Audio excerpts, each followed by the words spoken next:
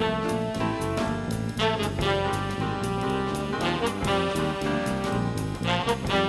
now, ladies and gentlemen, Elmer's very own blowhound, Greg Struss! Thank you, and welcome back to the Greg Struss Show. Coming to you all the way from the west side of Chicago, and we appreciate you tuning in. Now, before the show started tonight, Scott and I have had to play a little bit of interference. Is that correct, Scott? Let's go ahead and bring you in. That would be correct. Yay! Yay! Enthusiasm, hand gestures. Hey, go away. So why are you in there tonight? That's the big question. I think our director said every which way goes. No, he must have got lost on the way over. You know what? We always have these conversations like before the show and after the show, and then when we go to dinner after the show. And we got onto some interesting conversation about Joel Osteen last time. And I just kind of said that he's a snake oil salesman. And I don't know if anyone was offended by that. It was just my personal opinion. And because, you know, the men of God that I remember are the people that, you know, were real priests and people that, you know, went through educational things and everything else instead of just opening up like a car dealer. So that was just my point. Joel Osteen did the same thing. He put his dues in behind the camera. Someone in television that would be in your field, but yet you have to badmouth them. And, you know, hey, whatever. I find that Joel Osteen is to religion what Rahm Emanuel is to politics in Chicago. I just was like, this guy, Rahm Emanuel. Now, when we're talking about all this NFL stuff we were talking about beforehand, you know, people kneeling and all of that stuff, it's just creating a lot of things. So Rahm Emanuel decides to get into this argument and how the president was being disrespectful to NFL players for calling them out the way he did. And I'm thinking to myself, Rahm, you missed the point. Now, this is a guy, in my opinion, okay? And what are they going to do to me? I'm just some guy on a little cable channel that probably few watch. So if this picks up some speed and Lee gets some calls that were being offensive, that'll show that people are watching. But, and I normally don't give my opinion on this stuff, but I was listening to it today and I'm just like, I don't need it. Who is this guy? Anybody can be the mayor. Anybody can be the president of the United States. That's what Dennis Miller used to say about, you know, President Clinton. I don't have a lot of respect for that because anybody can do it. You just get lucky, right? So why do you think Rahm Emanuel is still president? Well, let's take not president, but mayor. It's because he was connected to the President Obama cabinet, all right? Oh, I was the chief of staff. Oh, big deal. What's a chief of staff? A chief of staff is somebody that basically is the filter for between the president and the staff. He's the person, he or she is the person that organizes things. So he's the washcloth of the staff. He's the washcloth to, you know, the fabric that holds the cabinet, you know, various things together. I could do that job. I do a great job. And you know what? I do it for a lot less. And I do it a lot better because you know why? I'd be thinking of other people besides myself. If we take a look at Rahm Emanuel's record in Chicago, what's happened? Like, was he for this Cook County soda tax? Was he for this 7%, you know, 7 cents on a bag tax? Where's that money going? He's a multimillionaire. He doesn't need to be mayor. Did I just say that? Oh my gosh, I'm offensive. Whew. Did you like that? It's fantastic. Okay. Great journalism. I don't know if it was journalism. It was more of an opinion. And you know what? Opinions, they're either welcomed or they're not. But this is a show that we talk about certain things, and that was on my mind. So if you were offended by it, I apologize. But it's just merely an opinion. Much like all of this stuff that we're, you know, watching on Sundays and Thursdays and Mondays during football games. It's people's opinions. But the problem is that when I represent a company, now take a look. Do you remember this in the last week or two? Who was it that went on a diatribe and was really offensive to Kathy Griffin, the comedian who had the severed head? Yep. She used to be funny. She's originally from Oak Park, and I used to like her. But she's shown a very ugly side of her personality, not just politics aside. So you know what? She got into it with her neighbor, or her neighbor got into it with her, and they recorded the conversation, and this guy works for a big company. He's like a president of a big company, and I don't know what it is. They recorded the conversation, which is against the law, by the way, and posted it. So this guy lost his bonus check. because of what he said on his off time, right? Yep. He is a person that represents the business all time, not just off the clock, not just when he's on the clock. They pulled his, what did they do? They pulled his bonus. Isn't that interesting? Because if you're in the government eye, you have protection on your amendments. If you're in your company's eye, you don't have that protection. No, and you don't have it. When you're on company time, all right, if you're paid millions of dollars, you're pretty much, I don't want to use I'm not going to use the term, but you are emboldened to the core values of whatever that company is. And if you don't like it, then you get out of the company. So this is what's going to happen with the NFL, and politics aside, they're forgetting that middle America is what makes up everything in business. In media, television, if you don't have middle America, those small markets, you're screwed. You can have New York, Los Angeles, California, Los Angeles, Chicago, Philadelphia. Houston. But if you don't have those little Alabama, Mississippi markets, you're not going to win the share. You're not going to win the ratings. So what do you think is happening? A lot of the people in Georgia, a lot of the people in those southern states that, their kids go into the military. That's part of it, right? And when we kneel, which is part of a custom, right? It's an American custom. And let's face it, sporting events are what? They're part of our culture. They're part of America. And when people start acting out, what are you doing? You're really being disrespectful to America. And the Americans that have sons and daughters that are in the military or what have you.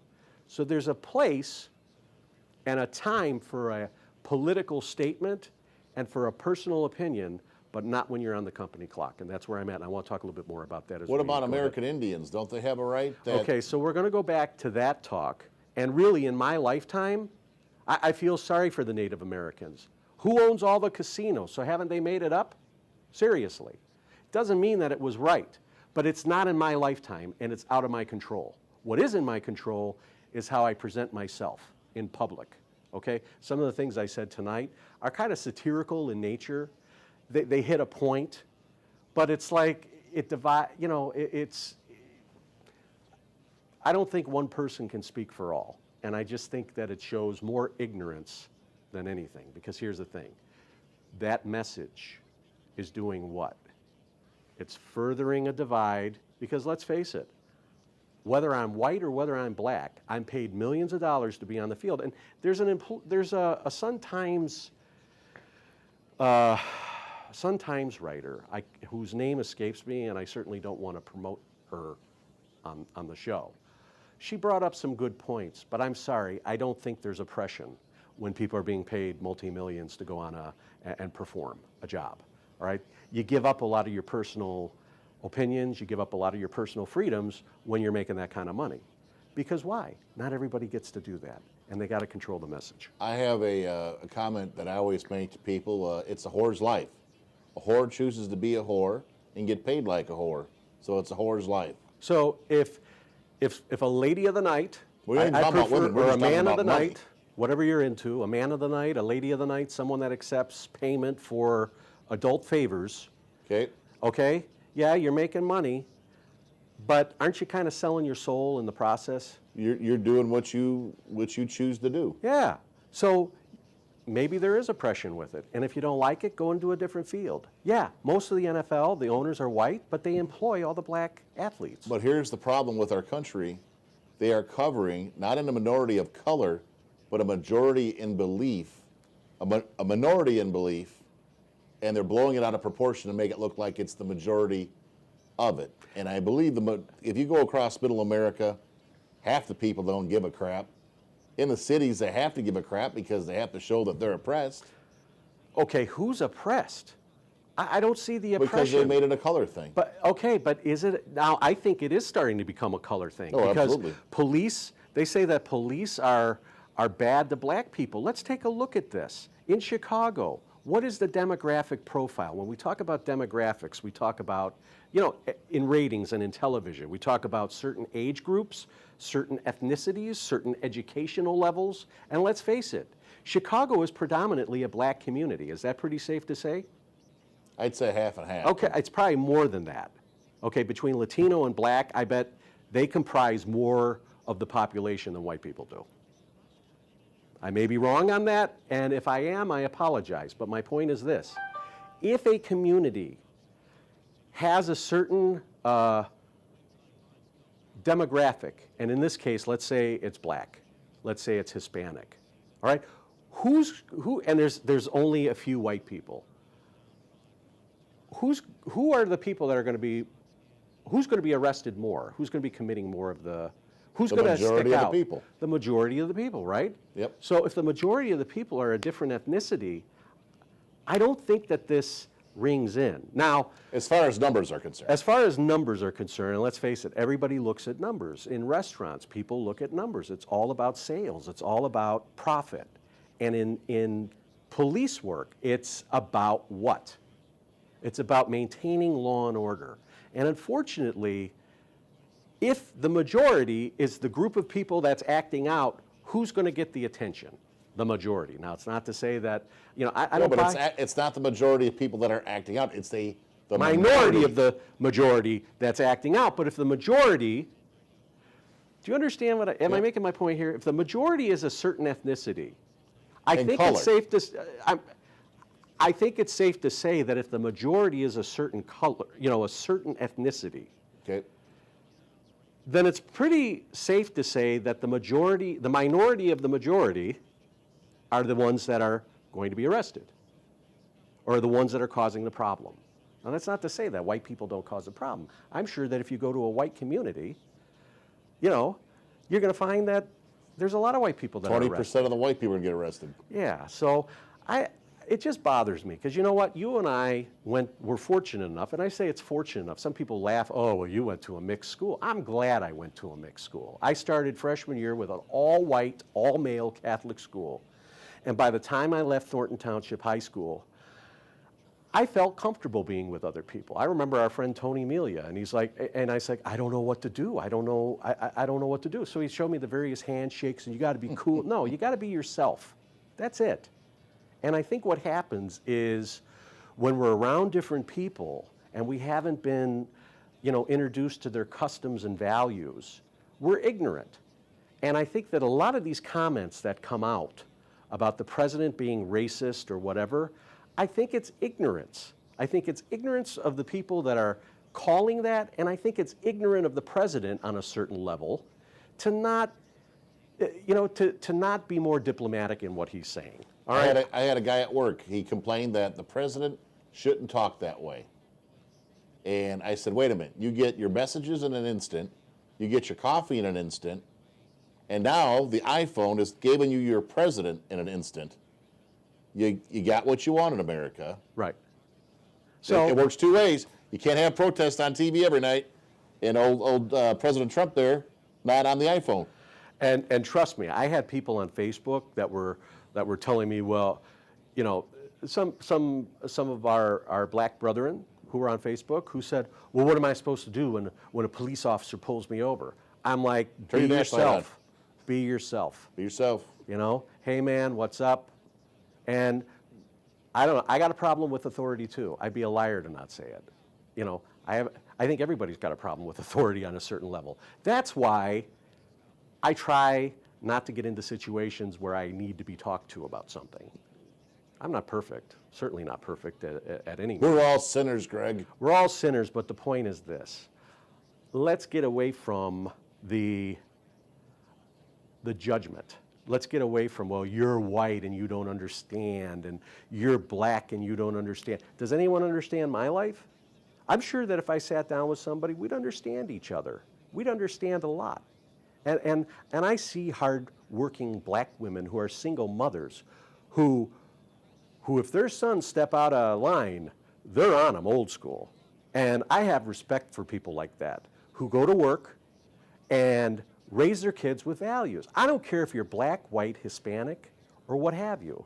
We need to get away from all of this stuff. And you know what happened where we were living in those neighborhoods and where we're living? As soon as different people moved in, everybody freaked out and started moving out. Oh, well, all the crime's going to come and all this. And you know what? It did happen. It happened that way. Why did it happen that way, Scott? Boogeyman mentality. Yeah, but if we never moved and accepted the people that were coming into our neighborhoods, maybe we all could have made a difference that way. I didn't And move. maybe I I'm got sounding burnt like out of my house. What's that? I got burnt out of my house. So I really believe that we need to get away from this judgment. And let's face it, NFL is entertainment. Television is entertainment. All of it's entertainment. It's the WWF now. That's what it is. And the thing is, it makes me not want to watch. Why? I don't watch award shows anymore. They're ridiculous. Meryl Streep, was it her that got up and started with her big tirade about something, and then something happened at the Emmy Awards? Those were shows that I occasionally would watch, and now I stay away from all of it. Why is that? I got to say that I am going to say something about the Pledge of Allegiance. Mm-hmm. I did like when the Steelers guy, the left tackle, stood outside and he stood for country, flag, and mama. Yeah.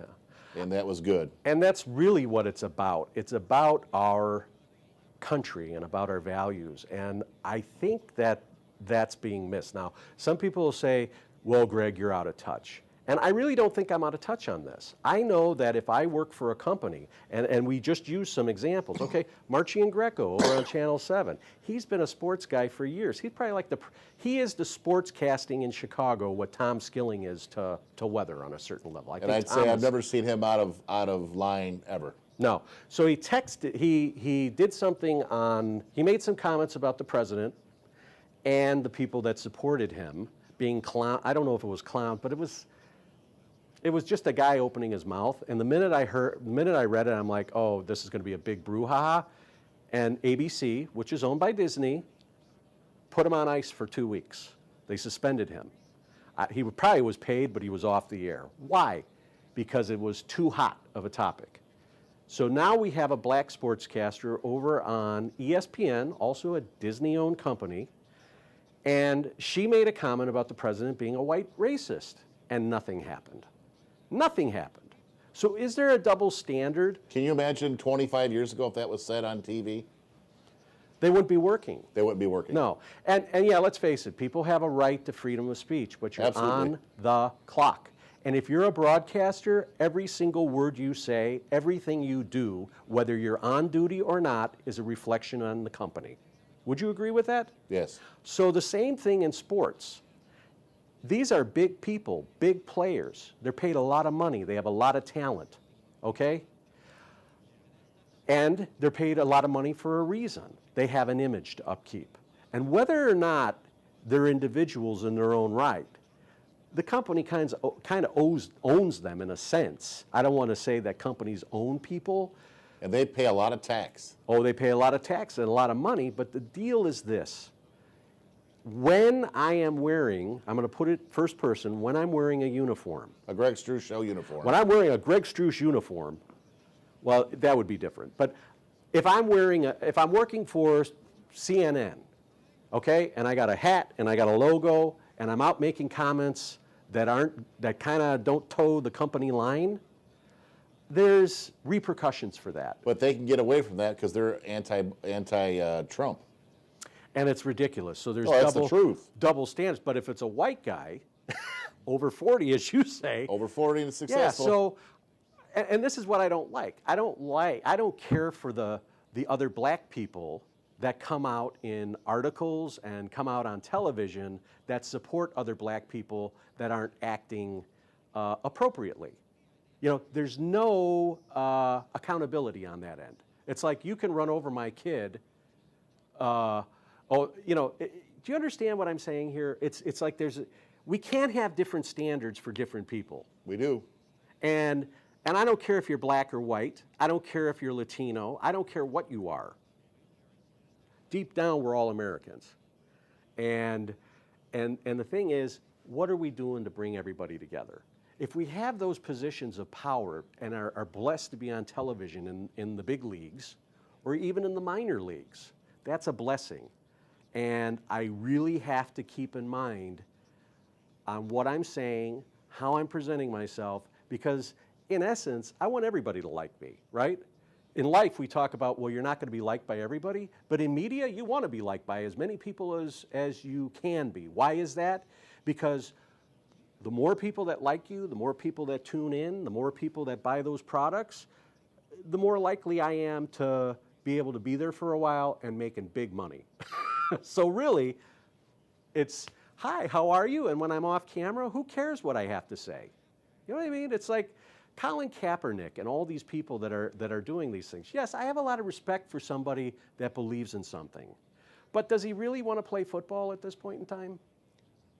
I think he's a couple hundred years late. Yeah.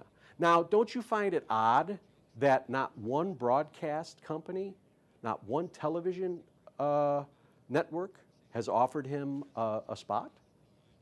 And yet all these people are saying that he's being blackballed. Well, the thing is, when you make a political statement in a highly volatile public situation and you're bringing negative attention to not only yourself, but your team and your league, there's ramifications for that. Do you know what happens when you fail in the NFL?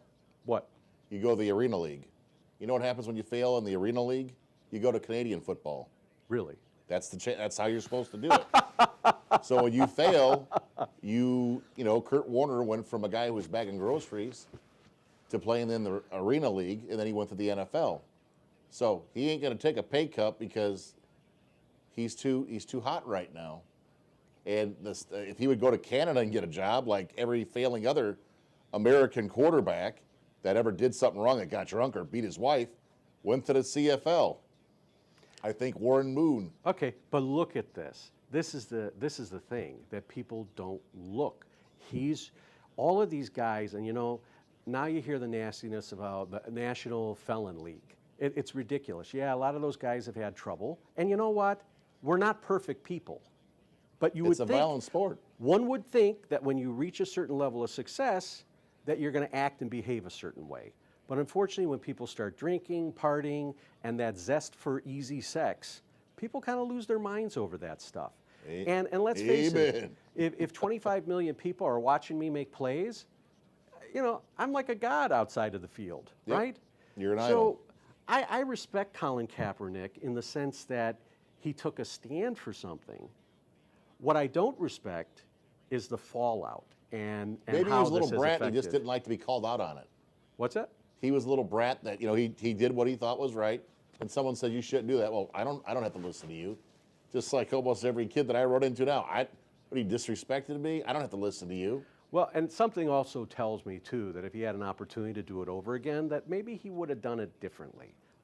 Like I said, I have nothing but respect for people that have strong convictions, something to back it up.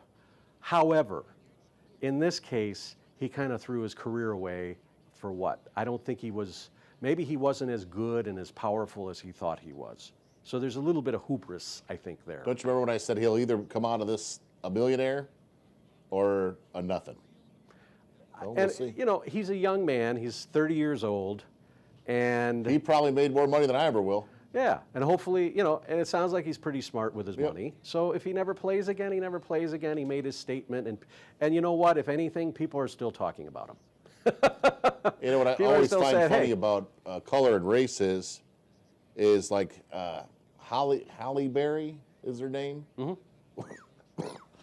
where they always got attacked, but no one ever talks about the reverse about a white man in a black man's world. Because that And- doesn't exist. Oh, And- it existed for us. Oh, yeah, absolutely. And you know Well, what? we're not complaining. I'm just saying that, you know, And you know, you had great relations with the guys you played with. You were like the only white, you and your Tom were the only white people on the whole football team. but I And never nobody- looked at it like that. No, and everybody was, you know, When I went back for my reunion, the course that you weren't invited to because of where you lived, I don't make personal appearances. No. well, the first thing that I heard from 2 blocks away, Scott DeYoung, he walks the walk, he talks the talk. And if anybody ever says that I'm a racist or anything like that, go back to the old hood. My people will speak for me, hands down. I don't just hate black people, I hate everybody.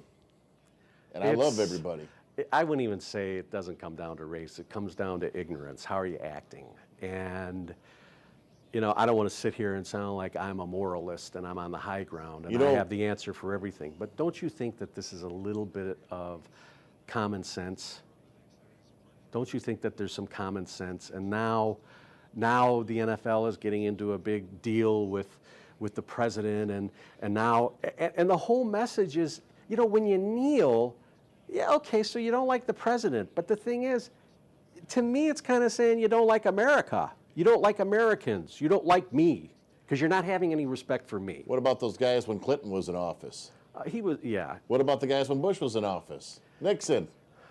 absolutely. But what I want to make a point is it's gone. And I'm all for equality, okay? I'm all for equality. Everyone's created equal, okay? Well, I then think we're past that. I think we're But let's have the same standards for people, all right? If you're going to bench somebody who's white and over 40 for making a comment about the president and the people that voted for him, then you need to be consistent in your company strategy, your company, how you carry out things in your company, and suspend the other person as I'm well. only seeing young guys talk. Where are all the old dudes? And what, like the Gene Upshaws and the Jim Browns? I keep looking because Scott doesn't have a clock. Okay. But what I'm trying to say is, where are the old timers that, they've seen the worst of it? How come they ain't talking? I'm seeing a bunch of kids that are driving around in Maseratis saying, oh, we got to go back to your neighborhood and take care of your own. Well, I think there's a very important lesson in this too, okay?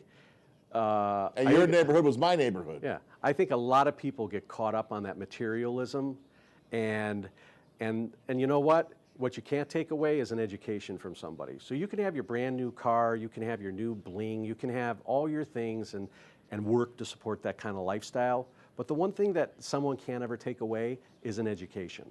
And that education of, living in different places, getting to know different cultures outside of your own, that's, even though I went to school and I earned my degree, I think I became a little more rounded living in different areas with different kinds of people. And when I say different kinds of people, people that are different than me, okay? Married people. Ugly people. Ruggedly handsome people. People who go to Wendy's drive-thru and order 4 combos. But hey. Yeah. So I know we talked about a lot of different things tonight that are kind of heated, but I hope that there was some entertainment value in some of the things that I said, and lightheartedness. I think we're all the same people when it boils down to it. I think that we just need to pray as a nation. And get back to the basics and say, you know what?